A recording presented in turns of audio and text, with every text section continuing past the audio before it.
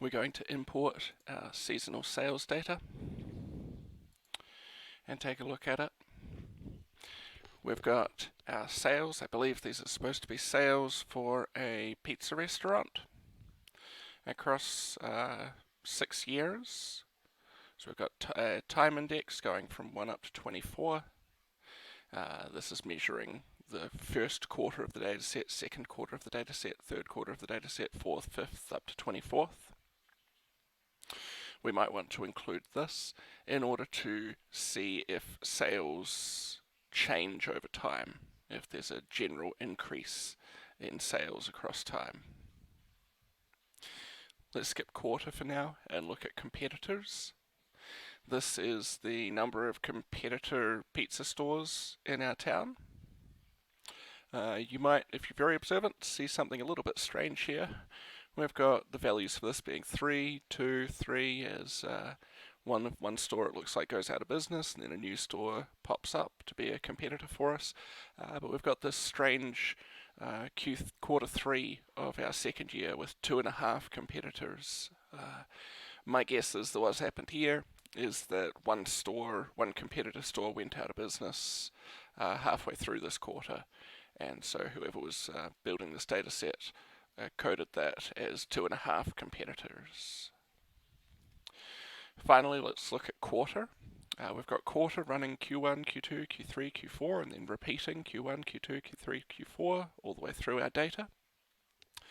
And we've got it turned into dummy variables over here as, well, we've got something slightly different to what I described in the notes.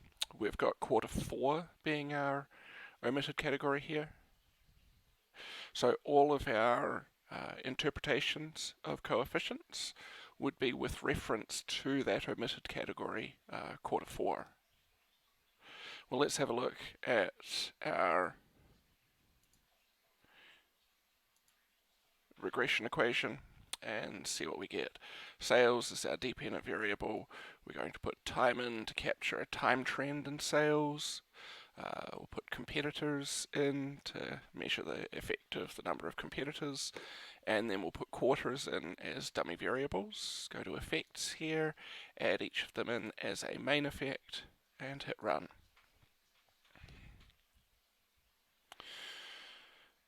Okay, so now we've got, let's see, 24 observations read, 24 used, good news. We've got an overall significant model, good news. We have a high adjusted R-squared, 91.6. And then let's look down here at our parameter estimates. We have time being significant. It's got a parameter estimate of 4134. This is telling us that each additional quarter increases sales on average by $4,134. We've got competitors is significant, p-value much less than our 0.05 level. It has a negative parameter estimate of 77,756. This tells us each additional competitor decreases our sales by $77,756. Then we've got quarter 1, 2, and 3. Now, looking at them, it looks like quarter 1 and 2 are significant, quarter 3 is not. But we'll talk about that later, exactly how to interpret the significance here.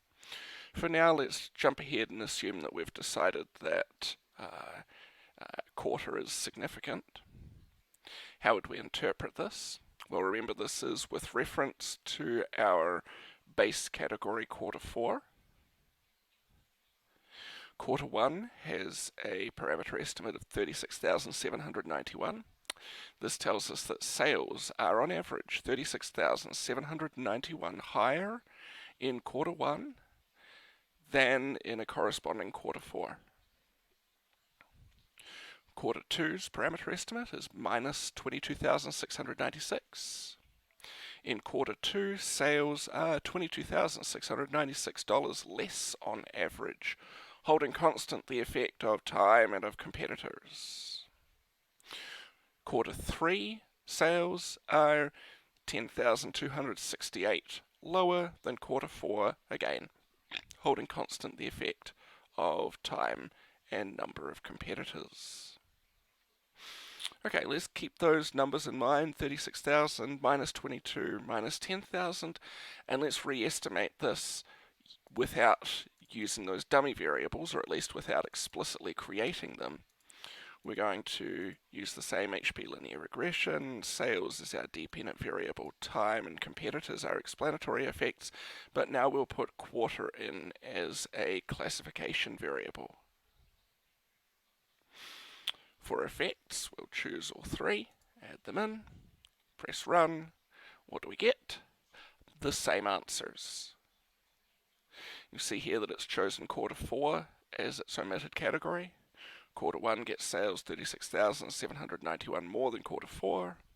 All the other parameter estimates are the same. Everything is the same in this model. That's one of the nice things about using the HP linear regression interface, is that it will create these dummy variables for us and do it not just for a binary variable, but for any dummy variable, any categorical variable that we would like. The reason I've got this set up with